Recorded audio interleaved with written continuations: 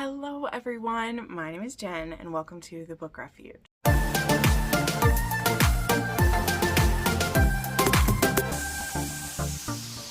Hi everybody and welcome to another recommendations video, and today we're going to be doing some bad boy romance heroes, alright? Now, I've made some videos that touch on this topic a few times.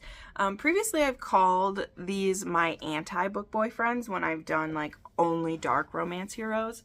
So there are a few of those, and it's funny because I went back to check them out, right? I go back to see what some of my ideas are, and I will say that a certain anti-hero shows up on every list of these that I do, and he's gonna show up on this one too because I want him to. He's my favorite and I want him to be there, so he will. He's my quintessential bad boy hero, but I definitely have some others, and they aren't only in dark romance. I'd say about half of them are from dark romance, but I have a few from historical romance and I have a few from just regular contemporary who fit a bit more of the like lovable bad boy, right? So yeah, we're going to dive into these, but make sure if there's any of these that you like that I mention, or you're interested in them, make sure you check out the description. I have links to all of these books down below. If you use one of my links on Amazon, it really does help out the channel, whether you're buying an ebook or the audiobook or a paperback, it really helps. Otherwise, let me know some of your favorite bad boys in the comments, and definitely check out, I'll have a few of the other lists up here as well. But again, there will be some overlap because it's been, I think, 2 or 3 years since I've made one of these, so even though I'll have a couple be the same, it's to definitely re-mention them because they always deserve the love type of thing. So all right, first up is gonna be my number one bad boy, okay? It was so funny, as I said, I went back and watched my very first video, which was almost 5 years ago. The first like bad boy one I made was in 2020. So 5 years ago, and I had just read this book for the first time, and the way I talked about it was so interesting because I still feel that way about it. And it's interesting too because I really did not want to read this book, and watching my reactions to that is just so funny. But my number one bad boy, who will always be the baddest bad boy I've ever read, is Carter Mahoney from Untouchable. And I thought I would show off my beautiful copy from Mystic Box. I do not have a Mystic Box subscription anymore. This one was actually gifted to me by a viewer as a Christmas gift. Here's actually the underside of it. Absolutely love this. This is gorgeous. I, to this date, have every copy of Untouchable that's been done, and it makes me so happy. These are so beautiful. But anyway, Carter Mahoney, this is a high school bully romance. Definitely not my normal thing, but this book blew everything away for me at that time, and really changed my mind on how I looked at dark romance as well, which is just so cool to think about now. But yeah, this involves Zoe, she's in kind of a tough spot in school right now. She'd actually turned in a football player who had harassed her and assaulted her, and he got suspended. And so the whole school is pissed at her for this. They're like, why couldn't you just keep your mouth shut? Why'd you have to do something about it? And Zoe is a very strong moral compass, and, you know, has gotten her into a tight spot. And so at the beginning of this book, she actually gets cornered in a classroom by the man that she accused, another random, and Carter Mahoney. And she thinks that Jake, this douche, is going to be the one who assaults her, but the tables really turn when Carter Mahoney steps up and decides that he's going to be the one to punish her for what she did. And it leads to him very much threatening her, forcing her to do some very demeaning things. And then when he lets her go, he's like, don't bother telling anyone about this one because I'm not going to get suspended and things will just get very, very dark for you. And she's absolutely like just thrown by this, of course, and just so overwhelmed by it all. But what is she going to do? And to make matters even worse, Carter shows up at her home when she's stayed home sick and brings her soup and comes to fuck with her mind some more. And so thus begins this back and forth mental game between Zoe and Carter, where Zoe's just trying to get out of this until she starts to be very intrigued by Carter herself. She becomes very intrigued by him and the games that he's playing, and she wants to understand him.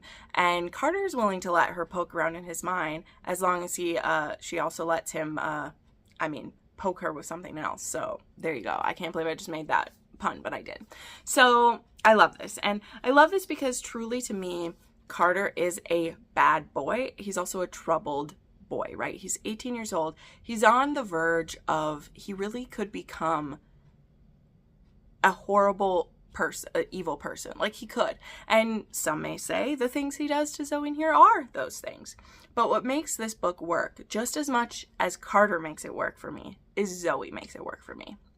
Because Zoe doesn't fall apart. She gets curious. And she decides to make the most of the situation she finds herself in and the, abuse that she feels she's getting, and tries to dig deeper into it. And she realizes that he is letting her dig into that as long as she's letting him do some of his depraved things to her.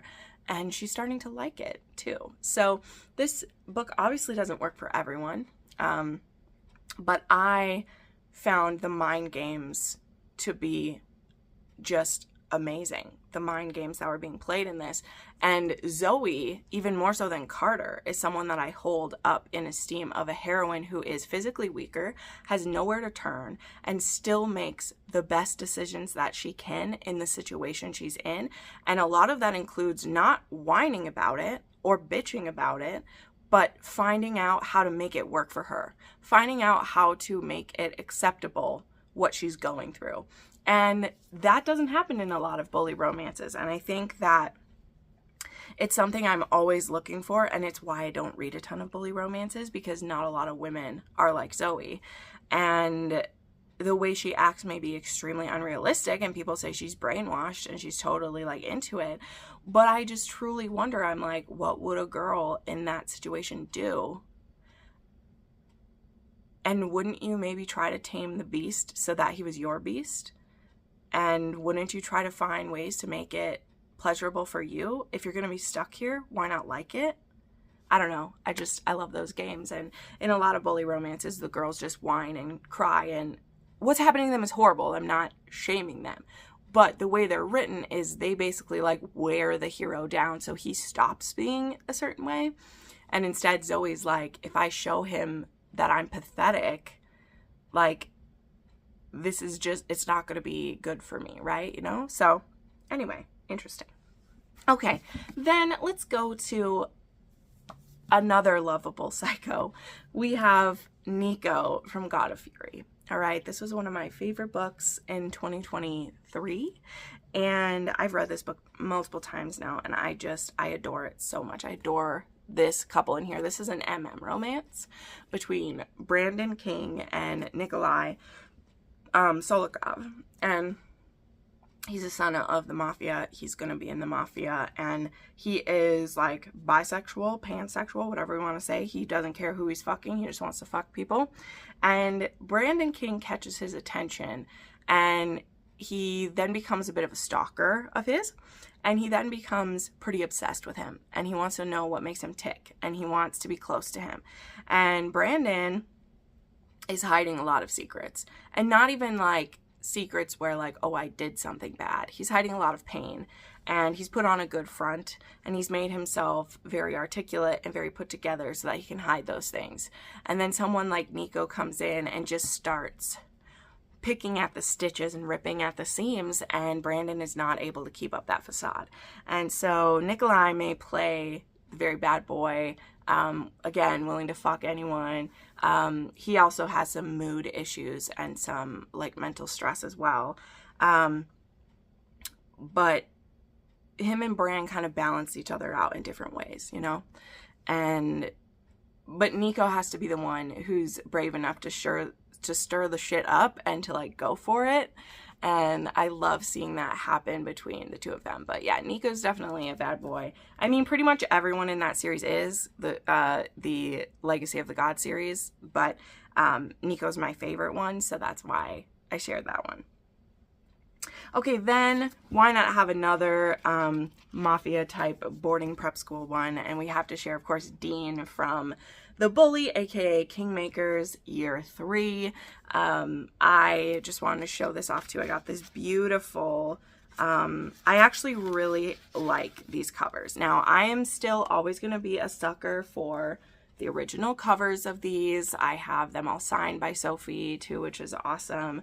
But I really am liking like the covers of these and the vibe that they're giving. I think they give the good, look, we even still have the tiger on there. And these still have all the illustrations from Alina inside them. Let me find a good one for you. Like they still have all of those, but this takes place at Kingmakers Academy, which is a mafia college where mafia kids from all over the world go, and it's supposed to be kind of like a neutral zone, a peace zone, where they can learn their skills that they'll need to go back to their families and help lead them. And Dean has really been the black sheep kind of the whole time in this series. He's been a bit of the villain in the first book and the second book. And then we have Kat, who she did something pretty bad in recent history as well. And it's something that Dean caught her doing. And so he decides to use this to his advantage. And when the new school year starts, he holds that over her head as something to control her with. And he decides to use it to make her his basically servant for the time of school, and a lot of that also involves some sexual things. But what makes this one amazing, and in a little bit of ways how Untouchable is too, because what happens is he's using his power over her to get her to do things for him and to him, right? Again, a lot of sexy things. But she discovers she really likes it. And what I think is amazing too is that for a bit here, it's Dean manipulating her. But very soon, he also is kind of moved by how intense their interactions are, and they are exploring a bit with some BDSM things as well. But he realizes how intense this is, and he's never felt it either. And so he kind of cedes some power to her in that way too, because now he wants to try things, not just because he's in control, but because they're having these experiences that only they can give each other. And I just love that dynamic. And this also has a really great grovel in it as well. So he may be the bad boy, but he really does become, I mean, not a hero, but he becomes, you know, more of a like honorable man, let's say that. And, you know, as Sophie will tell you herself, the Kingmakers series was really inspired not only to be a second gen Mafia series, because second gen series usually do pretty well, but also to be the redemption of like a Draco Malfoy character. And so Dean is very much like inspired by that to her. And so his journey, that is really what it's all about. So love it so much. This series forever has my heart. And yeah, definitely check that series out. You should start with year 1, of course. Okay, now let's throw in, those were all of the dark romance I was going to share. So there we go. Those were the dark ones. Now I have 2 historical bad boys to share with you. So of course I have to share Sebastian, the Marquis of Dane from Lord of Scoundrels. This bad boy, he just is, man. He is a playboy. He is a naughty boy. He is a very like jaded at the same time. And he just loves getting himself into some trouble. And when he drags Jessica's younger brother along with him, getting him into trouble, Jessica is like, Dane, you gotta knock it off. You're gonna ruin my brother, and you have all this money and power, and like we don't. If you ruin him, he's ruined. So knock it off. And he's like, who is this little twit to tell me what I should do? And so he just goes balls to the walls about, I'm just gonna really fuck up her little brother and screw her. Well, Jessica isn't gonna take that lying down. And Jessica Trent is one of the most determined and strong women I've read in a historical romance, and this holds up, man. This holds up. I'm due for a reread of this. I should reread this soon. But I absolutely love this couple, and I love the lesson that Dane learns when he tries to mess with this woman's emotions. And, you know, Jessica brings her weapons to the fight. We'll just say that. And she's not going to go quietly. And I love that. All right, then we also have David Remington from Her Villain, and this is one I've brought up many, many times, but he is definitely a like psychopath. He is an assassin, and he starts off the story by he's looking for a sex worker for the night, and he comes across our heroine, Callie, and Callie is in a like difficult situation, and so he pays for a few hot nights with her, and then he's going to send her on her way, but he ends up not doing that after he plays a game of chess with her and realizes that she could have whooped his butt, and she didn't. And he's like, why did you let me win? She's like, well, I found that men like to win. And he's like, don't do that with me. So they play again, and she whoops his butt. And so now he wants more than just the sex with her, which he also likes having the sex with her, let's be clear. He definitely does.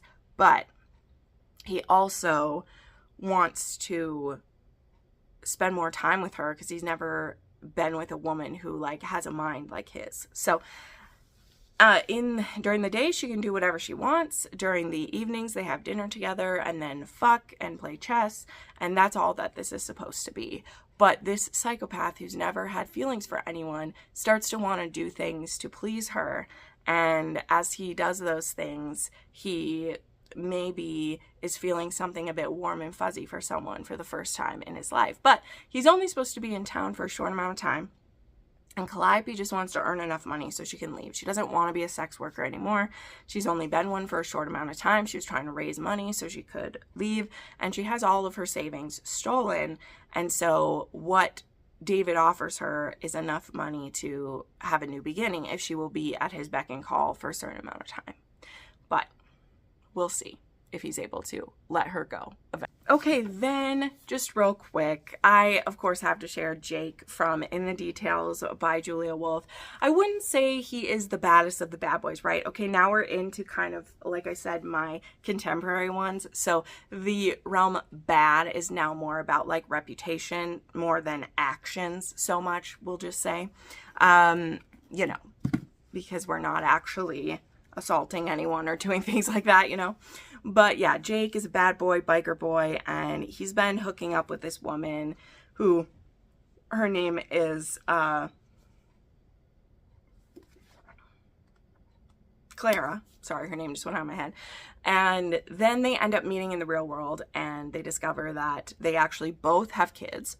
And they actually, like, she is 7 years older than him and is a billionaire, and his company is actually trying to do a deal with Rossi Motors, which is her family company, and now they know who each other are. And Jake is like, girl, I haven't been committed to anyone in a really long time, but I think we should date and try it out. And he's got this whole like bad boy vibe that whether he's in a suit or whether he's wearing his mechanic jumpsuit, like he's just got that bad boy vibe, okay? And he takes her on a ride. He takes her on some great rides. But also Clara, she rides her bike too, man. She loves driving her motorcycle. She has since she was young. And these two have a beautiful love story. This was in my top 5 romances of 2024, and I highly recommend. Julia Wolf, she always knocks it out of the park for me. Okay, then we have, I guess this boy is a little bit badder than some of the other ones. I don't know. But we have another Dean, and this is Dean from The Home Wrecker by Sarah Kate. And this one is actually a MMF, and it is Caleb and Briar are a married couple. And then he has his wife, he has a daughter, and their marriage is hard. They've been together 7 years, and they really truly love each other, but they just aren't connecting the way that they used to. And then Dean Sheridan, who is 26 years old, he needs a place to stay, and it turns out he was actually Caleb's younger brother's like first boyfriend that he had. And Dean has some very bad feelings towards Caleb because of how things went down with Isaac, who is that younger brother. And by the way, Isaac's book is coming in this year, and I'm so excited for his book. It's going to be great.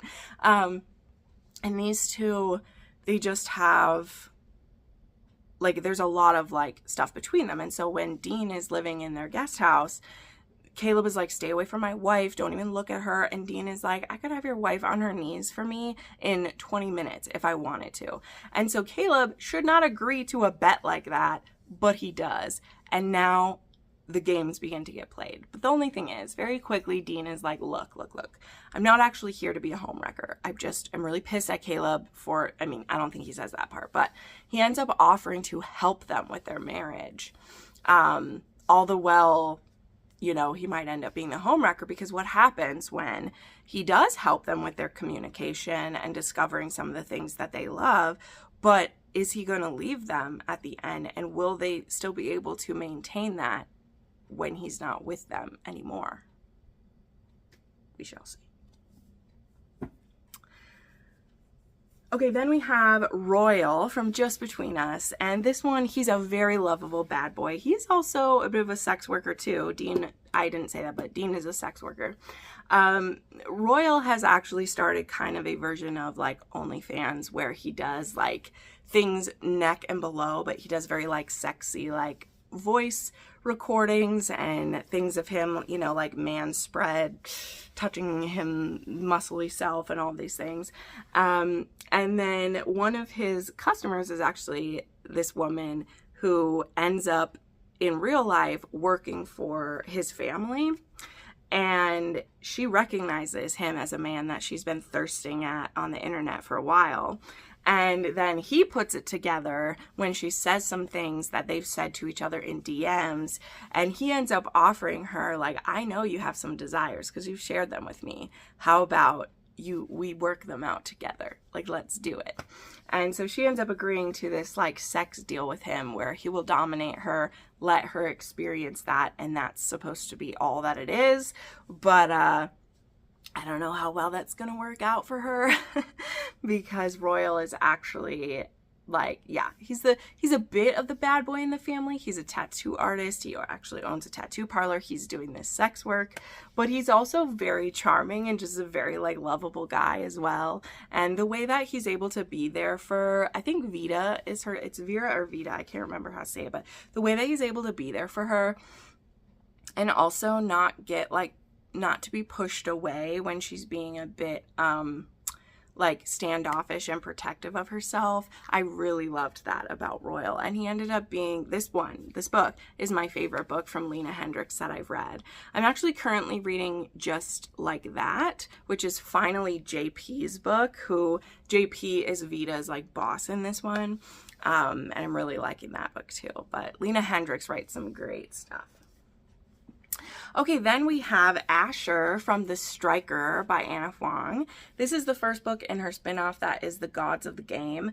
And this one is actually like, so this spins off from her Kings of Sin series, because Asher is one of the clients of the PR lady from King of Sloth, I think. So we hear about Asher in there. So he's a footballer, or aka like soccer player in the UK, and this one actually takes place in the UK. And we have Asher, and then we have Scarlett, and so she's actually a former prima ballerina. So she was cut short from an accident, and she wants to get back to top form and be able to be a ballerina again.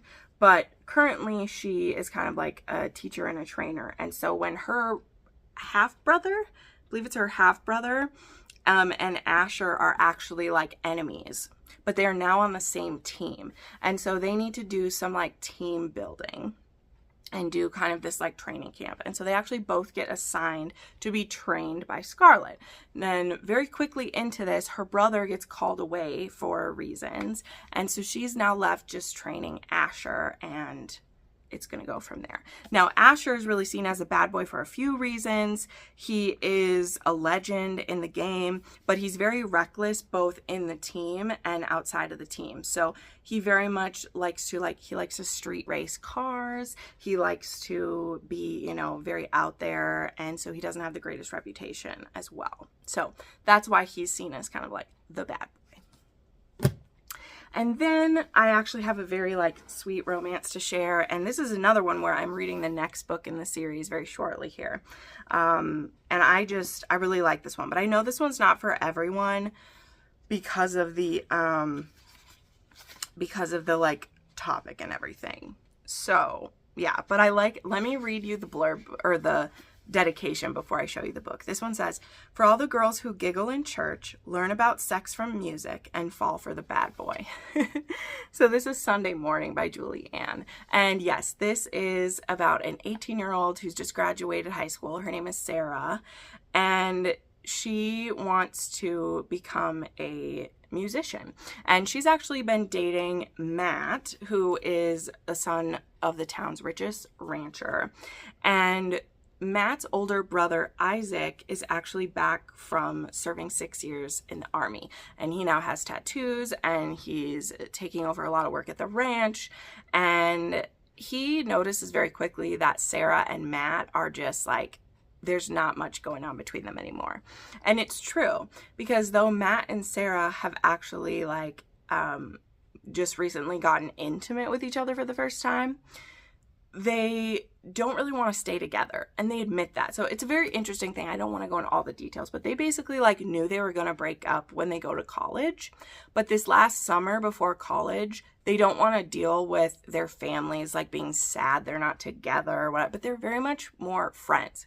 And that's part of the reason they actually agree to have sex for the first time, is because they're like, let's let it be with someone we love. Because she's like, I love you, but it's not going to be more than that. And Matt feels the same, right? So it is kind of funny because they have sex as they're like breaking up type of thing. But they agree to continue fake dating, even though they both know like we're not together anymore, but we're only doing it because our families would really make a big stink about it. So once they go away to school, they'll say they broke up. However, she's now very interested in Isaac, and he's kind of the only one who believes in her music talent. He actually lets her like borrow his guitar sometimes so she can practice.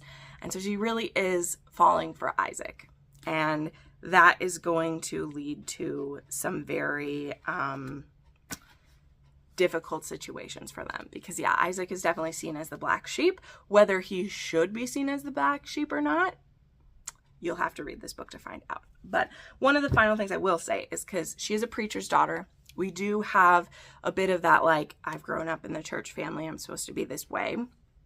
But as someone who I have been raised that way, I really appreciated how Julianne looked at that. And it wasn't, we didn't scorn religion in here. This isn't Sarah deciding she hates everything she grew up with, but she is challenging what she's been told by her father and the way that her father preaches the word sometimes. But it also isn't the main focus of the book. So just want to put that out there. I know some people won't care to read that at all. That's totally fine. It's probably not meant for you if you do. But I think if you grew up like me, you'll appreciate that Julianne doesn't completely say religion is trash, which I feel like some authors who grew up religious and now aren't want to do. They want to say that their parent was evil and wrong for pushing some ideals on them or whatever, when in my opinion, like all of our parents do that.